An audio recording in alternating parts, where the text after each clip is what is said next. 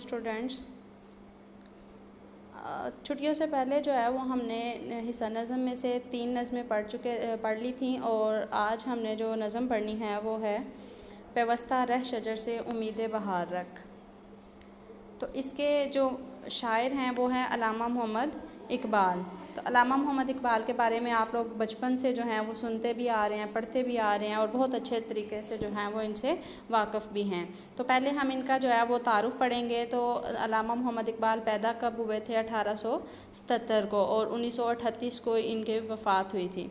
हमारे कौमी और मिली शायर हैं, मुफ़क्कर और नज़रिया पाकिस्तान के खालिक अल्लामा मोहम्मद इकबाल सियालकोट में पैदा हुए। आपके वालिद का नाम शेख नूर मोहम्मद था। आपने इब्तदाई तालीम सियालकोट से हासिल की। गवर्नमेंट कॉलेज लाहौर से फ़लसफ़े में एमए किया। आला तालीम के लिए यूरोप गए और वहाँ से बारट लॉ और डॉक्टरेट की डिग्रियाँ हासिल की। ये था उनका अपना जो है वो तारुफ़ और उनकी तालीम के बारे में। वतन वापसी पर वकालत का पेशा इख्तियार किया। 1930 में खुतबा आलाहाबाद में मुसलमानों के लिए एक अलग मुल्क का नज़रिया पेश किया। 1938 में इंतकाल किया और लाहौर में शाही मस्जिद के करीब दफन हुए। अल्लामा इकबाल की जो खसूसियात हैं उनकी शायरी की वो कौन सी हैं? अल्लामा मोहम्मद इकबाल ने उर्दू फ़ारसी दोनों ज़बानों में पुरअसर और पुरसोज़ शायरी की। पुरसोज़ शायरी की, इससे क्या मुराद लेती हैं आप? कि पुरसोज़ मतलब कि बहुत ही जो है वो असर अंदाज़ करने वाली। इन्होंने अपनी शायरी का आगाज़ गज़ल गोई से किया, यानी गज़ल से किया, मगर बाद में ज़्यादातर तवज्जो नज़म निगारी की जानब मबजूल कर दी, क्योंकि कौम तक अपना पैगाम पहुँचाने का ये ज़्यादा मौसर ज़रिया था। इकबाल का दायरा फ़िक्र, मुशाहदा कायनात और मतालिया बहुत वसी था, बहुत कुशादा था, बहुत ही ज़्यादा था, खुला था। आप अल्लाह ताला और इसके रसूल अकरम सल्लल्लाहु अलैहि वसल्लम के सच्चे आशिक थे और चाहत और अक़ीदत का इजहार जा बजा इनके कलाम में दिखाई देता है। इकबाल ने महज रवायती इश्क व आशिकी के मौज़ूआत से हट कर अपनी शायरी में ज़िंदगी, कायनात, खुदा, इब्लीस, अक्ल ख़ुर्द, तसव्वुफ़, कौमियत, मर्द मोमन, सियासत व ममलकत और खुदी व बेखुदी का फ़लसफ़ा पेश किया। तो ये सारे क्या हैं? ये मौज़ूआत हैं। कौन से मौज़ूआत हैं? वो शायरी के मौज़ूआत हैं जिन पर अल्लामा मोहम्मद इकबाल ने शायरी की थी। इसमें कोई शक नहीं कि इकबाल जैसा अजीम शायर व फ़लसफ़ी आज तक पैदा ना हो सका। अब उनकी तसानीफ़ हैं, तो तसानीफ़ उनकी पहले भी आप लोगों ने पढ़ी हुई हैं। बांगे दरा है, बाले जिब्रील और ज़रबे कलीम, ये उर्दू शायरी की किताबें हैं। ये तीनों किताबें जो हैं ये उर्दू शायरी की हैं। अरमगाने हिजाज़ में भी कुछ उर्दू नज़में शामिल हैं, जबकि इसका गालिब हिस्सा फ़ारसी में है। फ़ारसी के दीगर शायरी मजमुओं में प्याम मशरिक़, जावेद नामा, ज़बूर अजम, रमूज़ बेखुदी और इसरार खुदी शामिल है। ये इसका तारुफ़ आपने याद करना है और साथ ही जो है वो हम कुछ 1-2 शेर पढ़ लेते हैं ताकि हमारा वो भी साथ क्लियर हो जाए।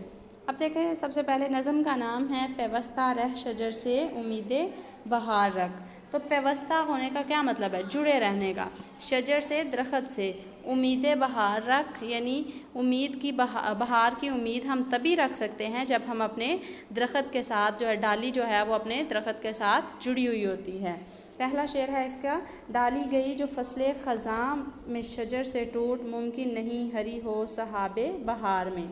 तो डाली किसे कहा जाता है? डाली टहनी को कहा जाता है। फसले ख़ज़ां यानी ख़ज़ां का मौसम, शजर से टूट यानी दरख्त से टूट, मुमकिन नहीं हरी हो सहाबे बहार में। सहाब कहते हैं बादल को, ठीक है।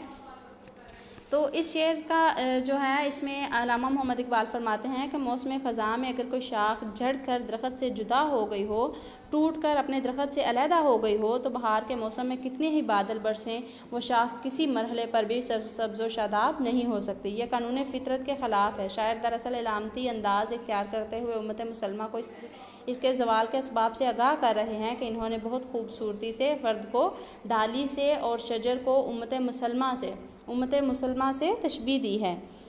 वो कहते हैं कि अगर हमने बुरे वक़्त में एक बार इत्तेहाद व यगानत का दामन छोड़ दिया तो फिर दोबारा अच्छा वक़्त आने पर वो पहली सी उल्फत कायम नहीं हो सकती, और यही हमारे ज़वाल और बर्बादी का अलमिया है कि कोई भी चीज़ है तो वो अगर अपने बुरे वक़्त में जो है, यानी आप अल्लामा मोहम्मद इकबाल ने जो है वो बहुत खूबसूरत मिसाल जो है वो दी है एक दरख्त के और टहनी के साथ। तो अगर टहनी जो है वो बुरे वक़्त में यानी ख़ज़ां के मौसम में अपने दरख्त से टूटकर अलहदा हो जाती है, तो वो फिर इस बात की उम्मीद कभी भी नहीं रख सकती कि वो बहार आने का मौसम में, बहार के आने पर जो है वो दोबारा दरख्त पर जुड़ जाएगी और उससे फ़ायदा हासिल करेगी, बल्कि ये सवाल ही पैदा नहीं होता कि वो दोबारा अपने दरख्त के साथ जो है वो जुड़ जाए।